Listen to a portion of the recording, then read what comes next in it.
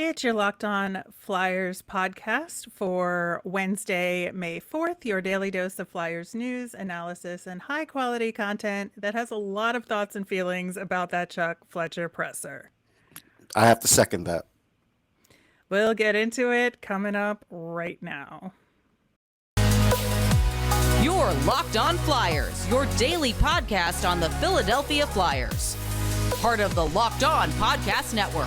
Your team every day.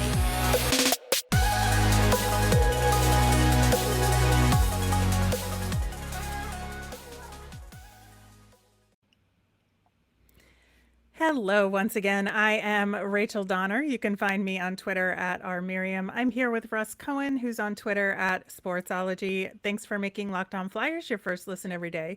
You can follow us on Twitter at Locked On Flyers. You'll keep up to date on all our episodes and Flyers news, all that fun stuff. You can also email us at lockedonflyers@gmail.com.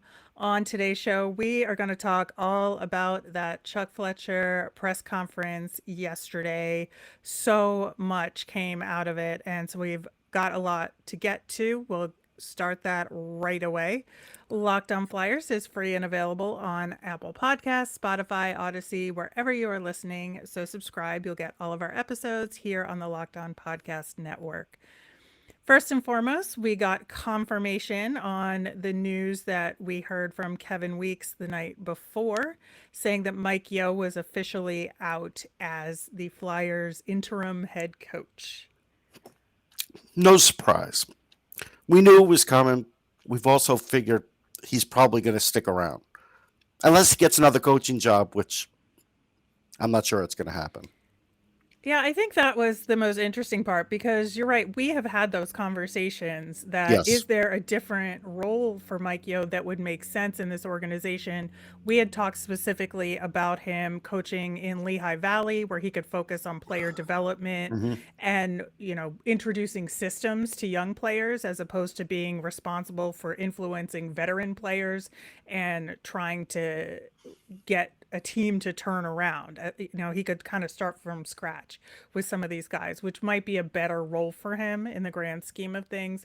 Would not be opposed to it at all. And Chuck Fletcher basically said as much in terms of wanting to keep him around. They're going to talk to him about it, but he's free to seek other opportunities as well. I do want to stress, though, he is not Scott Gordon. Even if he does go down to Lehigh, it's a different energy. He isn't as detail-oriented. He doesn't command the room like Gordon does. It may be a step up from Ian LaPerriere, but it's not the same still.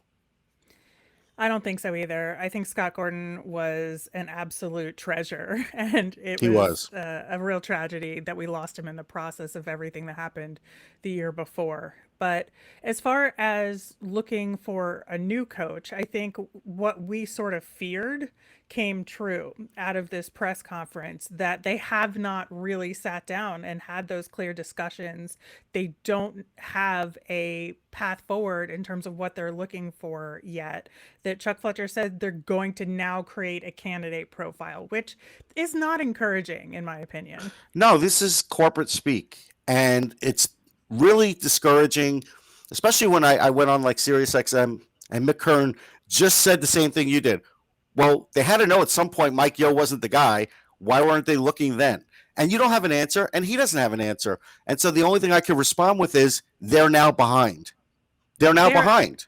Yeah, they're absolutely behind. And I could fully understand not having, say, candidates in mind at this moment, but to not have the profile of the potential coach you're looking for at this point puts them way behind the eight ball. He specifically answered a question saying that he has no time frame in mind. There isn't a draft day deadline. There isn't a free agency deadline for this, which is also worrisome because you absolutely want this new coach. Whether or not he has final say, he at least should have some say in those discussions. Yeah, maybe not at the draft, but as far as free agency, he has to. Like, it's just, again, it just everything is behind. The problem that I see brewing here is by the time a coach comes in, this management consortium of theirs will have a lot of things decided already that maybe a coach says, That's great that you guys have it figured out, but that's not what I want to do. I think that's a huge potential roadblock moving forward to not only having a coach be able to do the best job possible, but to hiring the right coach in the first place. Yeah, it's just, again, they made signings this year that impact the future. Okay. But now you're going to potentially have free agent pickups that could impact this new coach again if this coaching thing were to slog through like the middle of, July, which again is not a great look. None of this looks skillful. None of this looks like it's by design. Matter of fact, now that we've been able to peel away this layer, basically Mike Yeo was literally brought in there with a fire extinguisher, and they've just been trying to put out this fire ever since. And, in Chuck's mind, maybe some things got better. I'm not sure of that. He said it did. I haven't really seen much evidence, but other than the kid line, and they broke that up. So I don't know. I can tell you this, just having managed in the corporate world, you never want to do crisis management. And that's all that's been happening here for months is crisis management. Well, it's interesting because one of the things that we talked about yesterday, and one of the things I was looking for was a clear identification of what the problems with the team were and a plan to address those issues. So, in terms of the issues that Chuck Fletcher brought up, I think he was spot on to a large degree in terms of knowing what the problem is, which is the same thing Mike Yeo could do. He could name all the issues. Yeah, every week he named them. Yeah. Right. But neither one of them seem to have clear solutions right now. So he did identify the key issues of not being able to defend well. They need to defend less because they didn't have the puck as much, right? So puck possession is a huge problem for the Flyers, and that zone exits were a huge problem. And I think there's more than just those things going on with this team. Oh, there are. Obviously, he talked about special teams and the power play being a problem as well. But I think for the most part, he has a grasp from the hockey perspective on what the executional problems were with the team this year. Well, I got deja vu, and I'm going to ask a question. I'm putting you in the hot seat now. Honestly, what's different now than from when Chuck was first hired? Well, that's interesting because he himself referred to when he was first hired in terms of those decisions that were made, and that he sees this offseason as very similar to that in terms of what he needs to do. He needs to hire a coach. He hired Alain Vigneault then. He needed to fill a couple roles. I think that's when they traded for Justin Braun. And then he managed to go through a draft and a free agency season without losing any draft picks. And I think that's exactly kind of what his approach is coming up now, but now we're 2 years later. So yeah, and they have to stop referring to the bubble too, because that was a complete anomaly of a season. It was. Yeah, I think, that aside, I just think the fact that he's clearly stating that the team is in the same spot as they were 2 years ago is a huge ding. And I don't know that he was seeing it that way, which I don't think he thought it was that way when he was saying it, but it was very clear to me when I was sitting there that I've sat through this before. Like, this is exactly what I sat through at the beginning. Yeah, exactly. That's what I think was most alarming to me.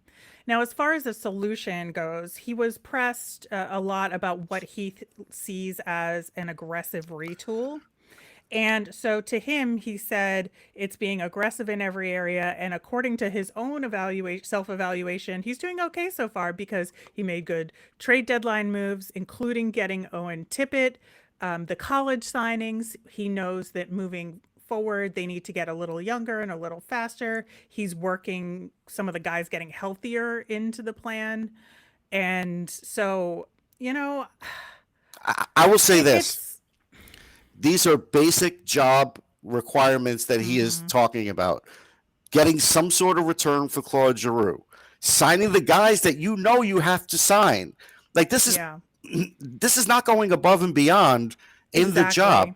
And honestly, is there such a thing as an aggressive retool with an eye on the future? No, it's a high wire act. Well, it's also interesting because he was asked about whether or not the moves he's going to make this offseason were geared more for a win now approach versus a long-term approach. And we're going to talk about that next. But first, we're going to talk about our friends at Rock Auto. This episode is brought to you by Rock Auto. With the ever-increasing numbers of makes and models, it's now impossible for your local chain auto parts store to stock all the parts you need. Why endure often pointless or seemingly intimidating questioning and wait while the person behind the counter orders your parts on their computer, choosing the only brand their warehouse happens to carry? You have computers with access to rockauto.com at home and in your pocket. Rock Auto prices are reliably low for every customer, from expert mechanics to beginner do-it-yourselfers. They have everything you can need: brake parts, tail lamps, motor oil, and even new carpet. Whatever you need for your car, you'll be able to get it to get your car in shape. Go to rockauto.com right now and see all the parts available for your car or truck. Write Locked On in their How Did You Hear About Us box so they know we sent you. Amazing selection, reliably low prices, all the parts your car will ever need. rockauto.com. Thanks for making Locked On Flyers your first listen. For your next listen, check out the Locked On Now podcast. It's nightly recaps of every NHL game with analysis from all our local experts. It's free and available wherever you get your podcasts. Continuing our discussion from earlier, I mentioned that he was asked about his approach being win now versus long term. He said a little bit of both, and that how quickly they become competitive again will be dependent on the growth of their young players and the health of the injured players, which fair to some degree. But, I think that he is trying to hedge his bets in terms of the injuries. Yeah, there's no question. And last year's offseason was part and parcel because they couldn't count on the youngsters. Now what he's not telling you is because of a bad cap, they have to count on the youngsters. Like, that's it. Like, they just, they don't have a lot of options there. They may open up some space, but not enough to make a major, they might be able to do one big move, in other words, if that's what they want to do, and I don't suggest it. But then as far as the injured, okay, I'm not worried about Sean Couturier. He's fine. I think at his age, that kind of injury, good off season, no problem. The thing with Ryan Ellis now is what we've been able to, and again, I'll go back to some other reporters that I've spoken to that have been around 30, 40 years that have never experienced a situation like this before, with almost no explanation and no timetable for return. The only thing they were able to say again about Ryan Ellis is he's not getting operated on, or at least not now.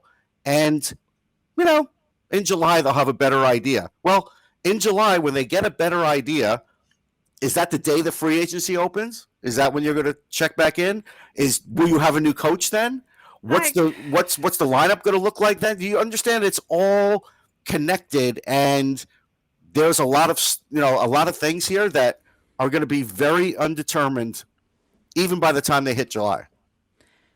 I'm going to go back to what we talked about yesterday and my point that he went along with, I think, fully on this in terms of having a better sense as, the physical therapy or whatever he's doing. Right.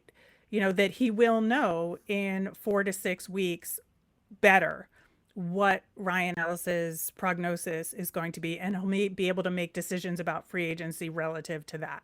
And I think that's absolutely fair, because I think that he has to give this a chance. They've invested so much in it. It has to give him a chance. Oh, and sure.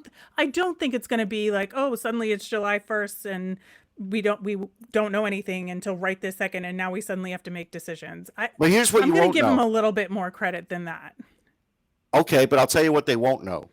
They won't know because he did reference Ryan Ellis, how that'll help their zone exits. You don't know if he's going to be that same guy. You don't even know if he'll be a top pairing guy anymore.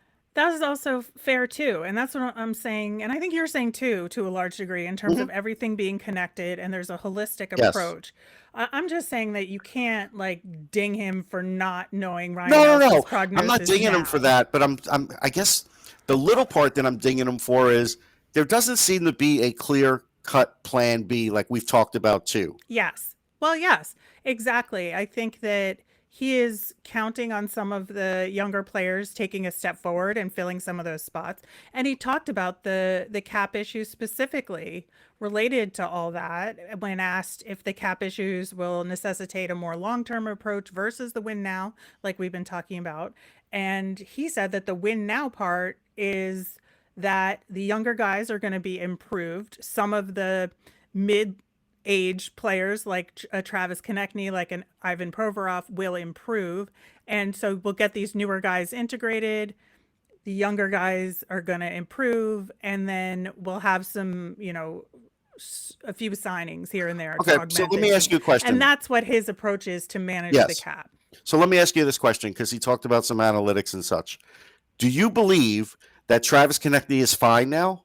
I don't, but he basically I said that don't he think he is. knows either. No, no, I but don't he think said he he knows was. this. He said going into this offseason, we're not worried about Travis Konechny. He's fine. He scored towards the end. This is his worst goal scoring year. And Chuck was basically like, well, we looked at the analytics of it and it's better lately. Like that's basically what he said. Well, I think he's going to have to look at it holistically and see what makes sense. I don't know that Travis Konechny is going to be fine going into next season, but I think that according to what he's saying, they're going to be looking at all of this together and making the decisions on what younger kids are going to step up and be able to make the team and given the opportunity to make the team, and what kind of free agents they're going to go after and what potential trades they're going to make. Have you ever tried to make a decision with like 5 or 6 of your family members? Oh, it's brutal. It can be brutal. And it could take way longer than if you had a smaller circle. You know what I mean? For the important stuff. Look, when you have scouting meetings, everybody comes in, hash it all out. But at some point, the circle's got to get very small. I think so too, but I also think having more information for that small circle to rely on to make those decisions is important. And he has made some of those inroads to try and get more information through expanding their analytics team and such. And, he talked a little bit about the medical staff. And he absolutely admitted to the guys coming back too soon. I don't think which he is had a choice, do you? No, but I mean, it's a huge step nonetheless It because he is. hadn't sent it thus far, and they're going to ask all the same questions in terms of, what does our staff look like? Do we need more people? Do we need a different kind of structure here on the medical side? How can we invest in the training staff and medical evaluation process? So again, he's saying the right things and he's recognizing a problem, but I'm gonna not gonna hold my breath waiting for an effective Well, solution from him. right, right. I will say it like this. How many years is he on the job? I mean, this is his third off season, right?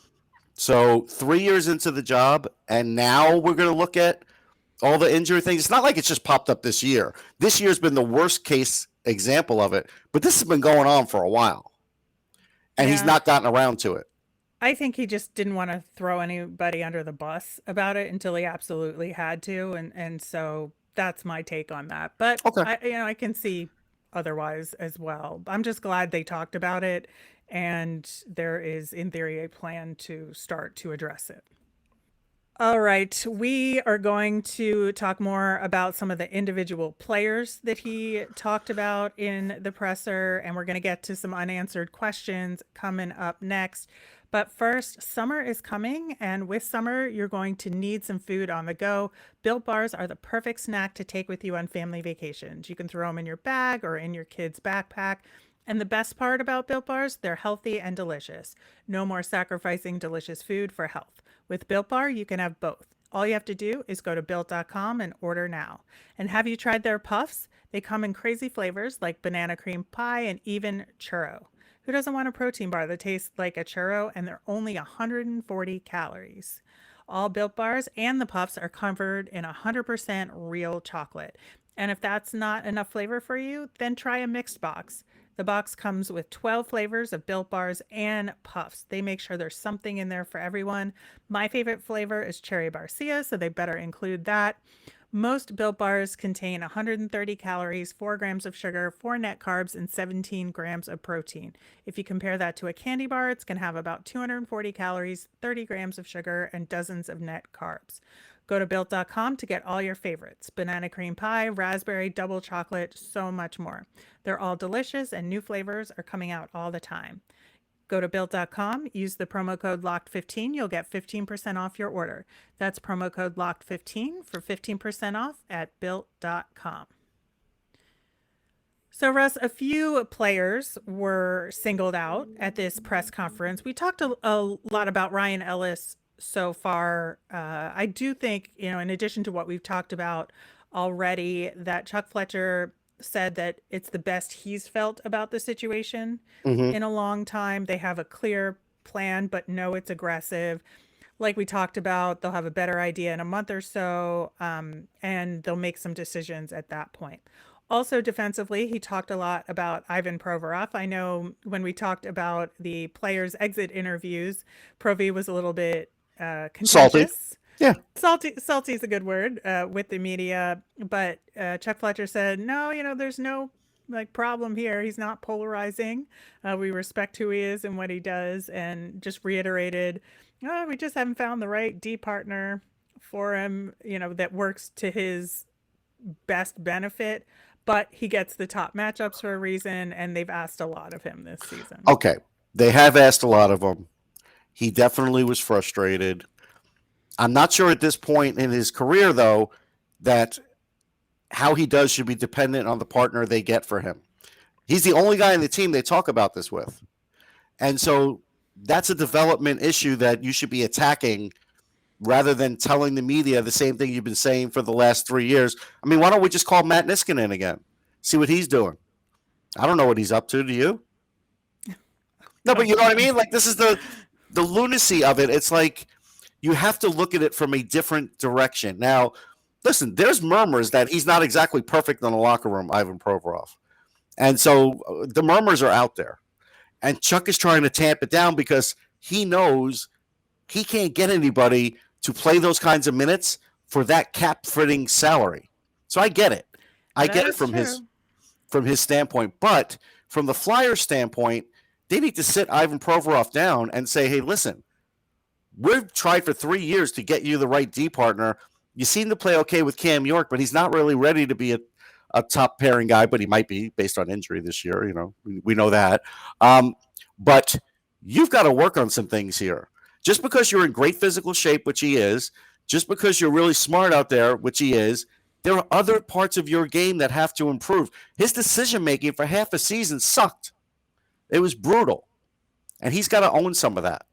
I think so, but I also think that if Chuck Fletcher does what he says he's going to do to try and fix the overall issues with the team, let's say improving the power play, maybe Ivan Provorov doesn't have to play the power play, or he's on power play too. And that'll solve part of the problem, honestly, because a lot of his dings for Provorov are his power play minutes. No, but his 5-on-5 decision-making is not what it used to be. Totally understood. I'm just saying, if the team fixes some of their overarching issues, some players' individual problems will go away because they'll be used more effectively. Okay.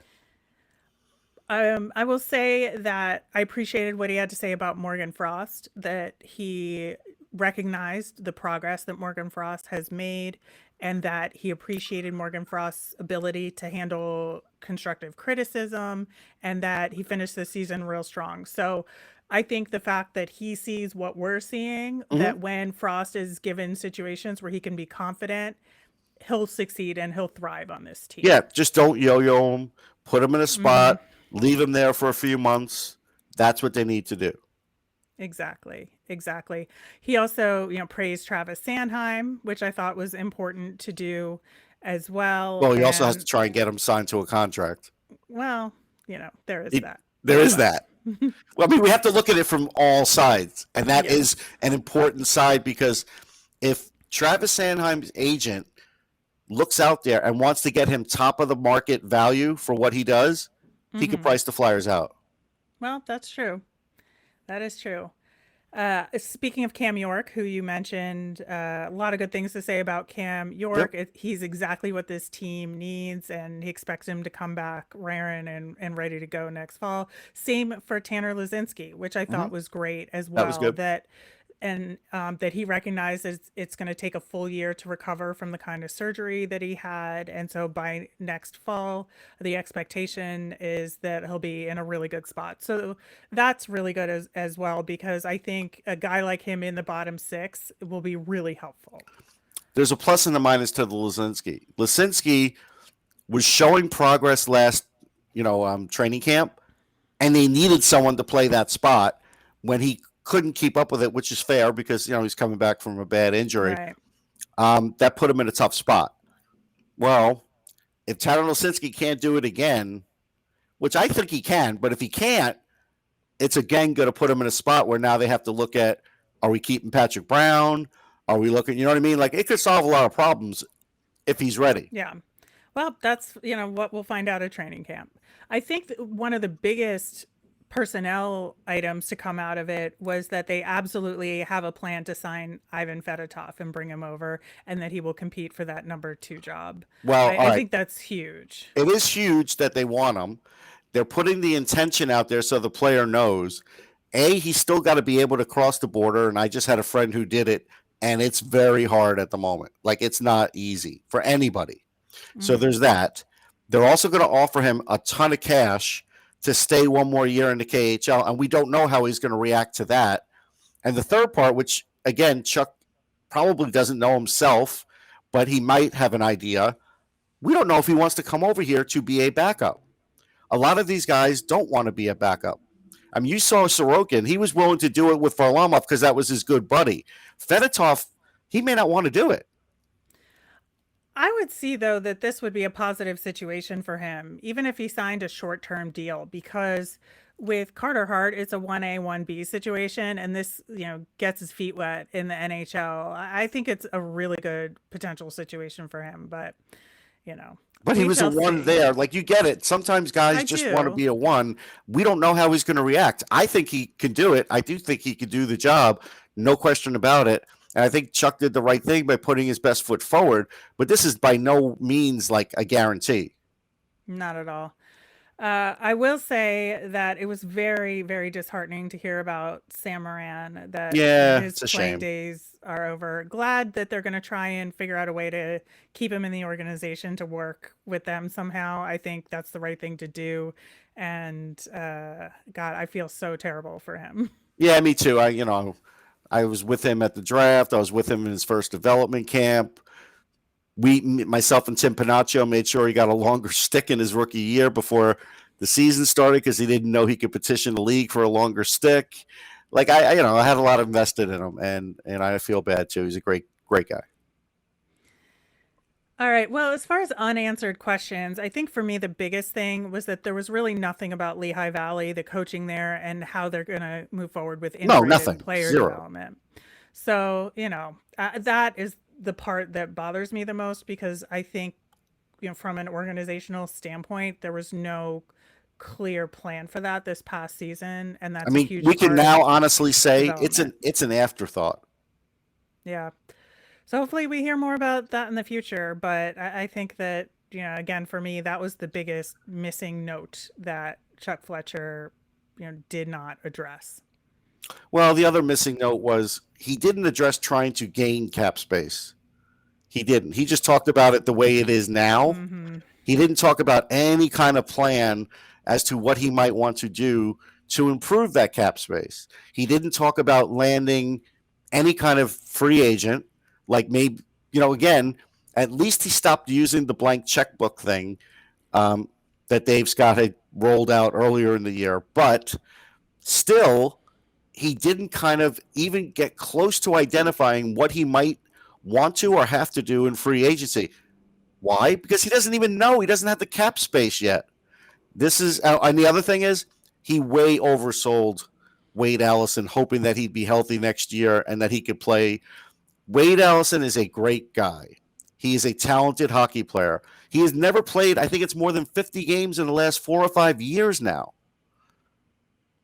Yeah. That is a Yeah. hope and a prayer on that one, unfortunately.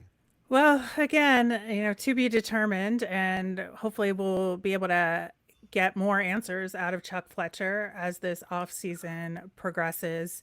Lots more to talk about for sure with this. Wrapping up with a Flyers fun thing. It's not really a Flyers fun thing, it's an everybody fun thing, but happy Star Wars Day. It's May the 4th. May the 4th be with you. Yeah, I went to a Star Wars night. Really, it was one of the first of its kind at the Mets, the Met game, and it was fun. It's really loved the movie, loved everything about it. I'm not so great though that I know every character. Like you probably know more characters than I do, but I'm pretty good. Yeah, I do my best. I do my best. Last Jedi, great movie. That was my controversial statement of the day. That'll do it for today's show. And we will be back again tomorrow, of course, with our prospect profile on Joachim Kemmel. We're going to continue our playoffs bandwagon series with Russ's picks. As a reminder, we always want to hear from you. Send us in your mailbag questions via Twitter at LockedOnFlyers, or you can email us at lockedonflyers@gmail.com. I'm Rachel. I'm on Twitter at rmiriam. That's RMIRIAM. I'm Russ. I'm at Sportsology, SPORTSOLOGY. You made us your first listen today. Now make your second listen Locked On NHL. From first round matchups to each Stanley Cup final victory, Locked On NHL covers the playoffs like no other. Hear the latest news and opinions from local experts every Monday through Friday. It's free and available wherever you get your podcasts. Have a great day.